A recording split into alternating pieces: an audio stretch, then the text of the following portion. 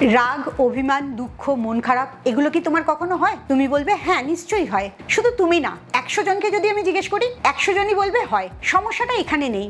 মন থাকলে, অন্য সবার সাথে সম্পর্ক থাকলে সেখানে এক্সপেকটেশনও থাকে, এক্সপেকটেশন মিসম্যাচও থাকে। কিন্তু সমস্যাটা অন্য জায়গাতে। এই ইমোশনগুলোকে তুমি যত বেশি দিন ধরে রাখবে তত তোমার পেটের চর্বিটা বেশি বাড়তে থাকবে। আর এই জায়গাটাই তুমি ঠিক বুঝতে পারো না বলে মনে করো একটা ডায়েট দরকার, ডায়েট করলেই তোমার ভুঁড়িটা কমে যাবে। এই বিশ্বাসটা একদমই ভুল। আজকের ভিডিও থেকে এটাই জানতে পারবে। শুধু তাই না, এই ইমোশনটাকে কি করে কন্ট্রোলে রাখবে যাতে ভুঁড়িটা কমা খুব সহজ হয়, সেটাও আজকের ভিডিওতেই বলবো। তাই মন দিয়ে পুরো ভিডিওটা দেখো। Welcome to good life with Sukarna. আমি লাইফস্টাইল কারেকশন কোচ। এই কারণে ডায়েট প্ল্যান দেওয়াটা আমার লক্ষ্য না। আমার লক্ষ্য ঠিক যে কারণের জন্য তুমি মোটা হয়ে যাচ্ছ, ভুঁড়ি বেড়ে যাচ্ছে, অসুস্থ হয়ে যাচ্ছ, সেই কারণটাকে খুঁজে বার করা এবং ঠিক করা। আর এটা শুরু হবে তোমার 7 ডেজ চ্যালেঞ্জ দিয়ে। তাই তুমি চ্যালেঞ্জটা নিতে চাইলে এক্ষুনি নিচের নাম্বারে LCW লিখে হোয়াটসঅ্যাপ করো। তোমার যখনই রাগ, দুঃখ, অভিমান, মন খারাপ এই ফিলিংসগুলো হতে থাকে, তখনই তোমার ইমোশনটা ডিস্টার্ব হওয়ার জন্য হরমোনটাও ডিস্টার্ব হতে থাকে।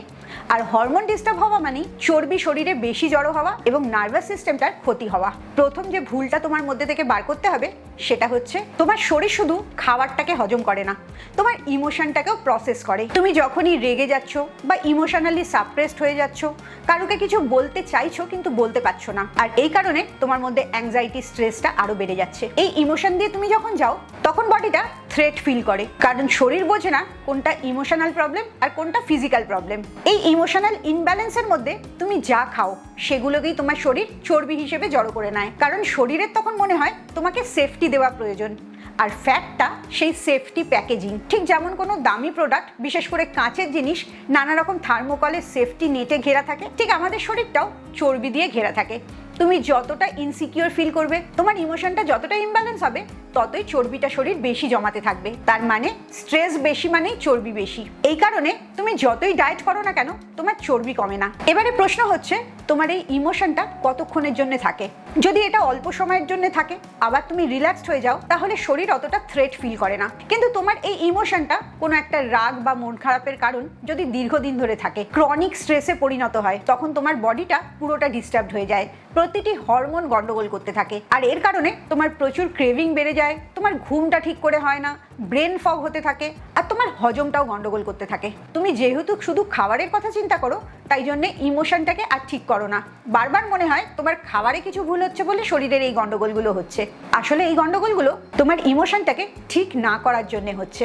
যে মানুষের ভুঁড়িটা বাড়তে থাকে তার উচিত ডায়েটের থেকে আগে নিজের সাথে কিছুক্ষণ কথা বলা। সে কতটা স্ট্রেস দিয়ে যাচ্ছে, টেনশন দিয়ে যাচ্ছে, বা তার লাইফে হঠাৎ করে কি অনেক বড় কিছু পরিবর্তন হয়ে গেছে যেটা সে প্রসেস করতে অনেকটা সময় নিচ্ছে। এই সমস্ত কারণগুলোর জন্যই ভুঁড়িটা বাড়ে। আর ইনডাইরেক্টলি যখনই তোমার ইমোশনটা গন্ডগোল হয়, তখন তোমার খিদেটাও অনেক বেড়ে যায়, বিশেষ করে জাঙ্ক ফুডের চাহিদাটা অনেক বেড়ে যায়। তুমি ইমোশনটাকে হিল করছো না বলে তুমি ভাবছো তোমার কন্ট্রোল নেই, তুমি খুব লোভী, তুমি খুব খেতে ভালোবাসো, তাই জন্য এই ধরনের খাবার বেশি খাচ্ছ।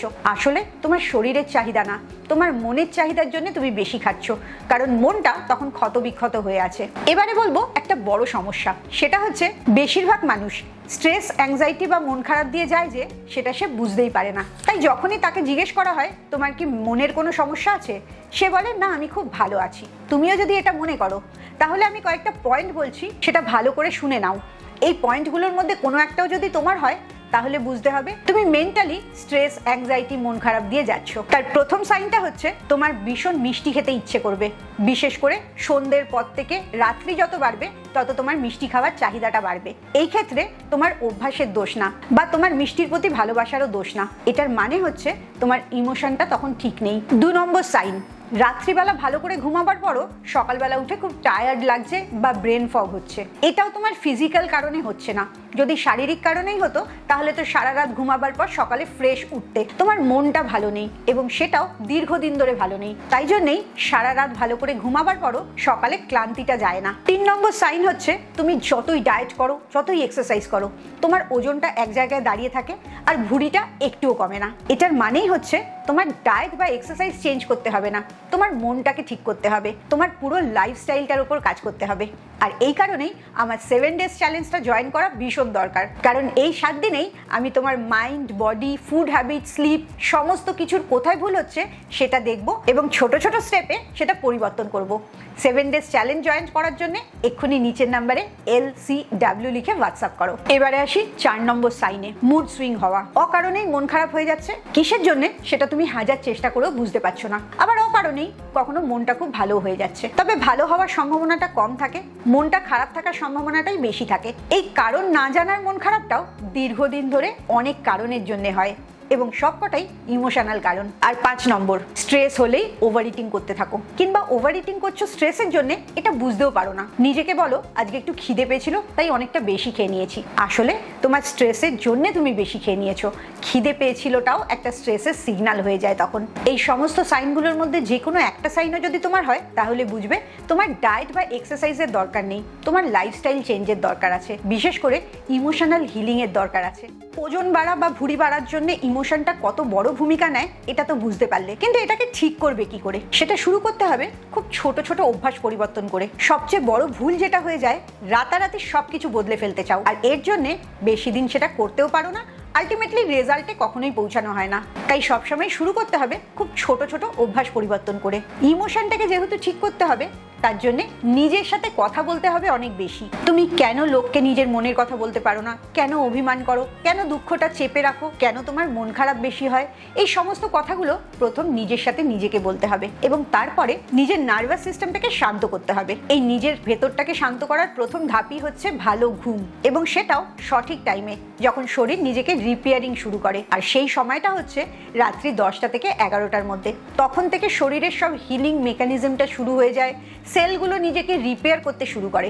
আর তুমি যদি তখন জেগে থাকো, তখন খাবার খাও, তাহলে শরীর নিজের মেরামতির কাজটা শুরুই করতে পারে না। তুমি আগের দিন যতটা খারাপ ছিলে, পরের দিন অটোমেটিক্যালি আরও খারাপ থাকতে থাকো।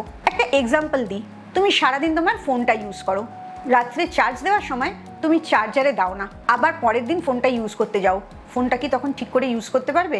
ফোনটা হয়তো বন্ধই হয়ে যাবে। কিংবা তাড়াহুড়ো করে তুমি একটুখানি চার্জ দিয়েই চলে যাও, সেই ফোনটা বেশিক্ষণ চালাতেও পারো না। ঠিক শরীরটা এভাবেই কাজ করে। সারা রাতে যখন তুমি ঘুমাও, শরীরটা তখন রিচার্জ হয়, আর সেই রিচার্জের সময়টায় তুমি যদি জেগে থাকো, খাবার খাও, কাজ করো, তাহলে শরীর রিচার্জ হতে পারছে না। পরের দিন ক্লান্ত, এক্সস্টেড হয়ে ঘুম থেকে উঠছে, আর সমস্ত হরমোনগুলো সকাল থেকেই ডিস্টার্ব করতে শুরু করছে। তাই রাত্রের একটা বেস্ট ঘুমের রুটিন ক্রিয়েট করা ভীষণ দরকার।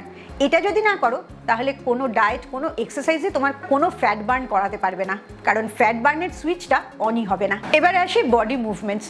তুমি যখন এক জায়গায় বসে থাকো, তোমার কোষগুলোও ধীরে ধীরে ইনঅ্যাক্টিভ হতে থাকে। তাই প্রতিবার খাওয়ার পরে অন্তত 10 মিনিট পায়চারি করবে, যাতে তোমার পুরো শরীরের সিস্টেমটা অ্যাক্টিভ হয়ে থাকে। যখনই তুমি দীর্ঘক্ষণ একটা জায়গায় বসে থাকো, তখনই তোমার মেটাবলিজমটা স্লো হতে থাকে, আর মেটাবলিজম স্লো হওয়া মানেই খুব কম খেলেও তোমার ওজন কমবে না। তাই এখন থেকে মনের পরিচর্যা করার জন্য একটু মুভমেন্টসেরও দরকার। নেক্সট যেটা কখনো করবে না, সেটা হচ্ছে রেগে গিয়ে, মন খারাপ করে কখনো খাবার খেতে বসবে না। এই খাবারটা তোমার শরীর পুষ্টি তো দেবেই না, বরঞ্চ চর্বিটা আরো বেশি জমাতে থাকবে। এবারে আসি ইমোশনাল সেফটি তুমি কিভাবে আনবে। প্রথম বলবো, লেট গো করতে শেখো।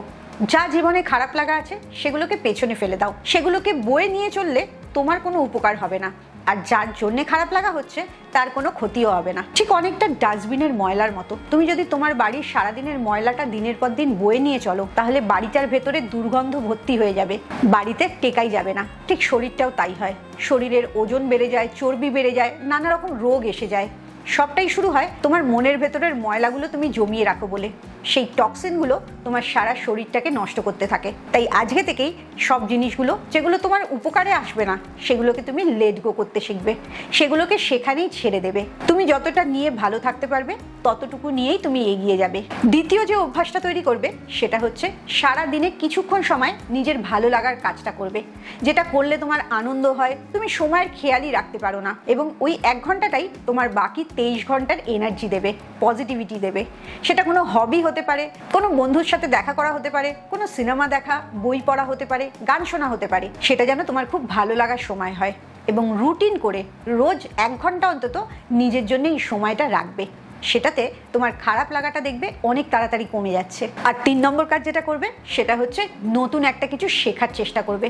যখনই তুমি নতুন জিনিস শিখতে যাবে, তখনই তোমার ব্রেনটাকে এক্সট্রা কাজ করতে হবে, আর ব্রেনটা যখন কাজের মধ্যে থাকবে, তখন অকাজগুলো কম করবে, খারাপ ভাবনাগুলো কম ভাববে। তাই তোমার বয়স যাই হোক না কেন, যে কোনো বয়সে নতুন একটা কিছু শিখবে, সবসময় নতুন জিনিস শেখার মধ্যে থাকবে। এই 3টে মনের কাজ করলেই দেখবে তোমার মন খারাপটা অনেকটা কমে গেছে। আর যার রেজাল্টে তুমি খুব সহজে যা খাচ্ছ তাই খেয়েই অনেক ভালো ওজন কমাতে পারছো। আরও বেটার ওয়েতে পার্সোনাল গাইডেন্সে যদি তুমি এই কাজগুলো করতে চাও তাহলে অবশ্যই ফার্স্ট আমার 7 ডেজ চ্যালেঞ্জ জয়েন করো। চ্যালেঞ্জ জয়েন করার জন্য নিচের নাম্বারে LCW লিখে হোয়াটসঅ্যাপ করো। খুব ভালো থাকো, মানসিক আর শারীরিকভাবে একদম সুস্থ থাকো। আবার পরের ভিডিওতে তোমাদের সাথে দেখা হচ্ছে।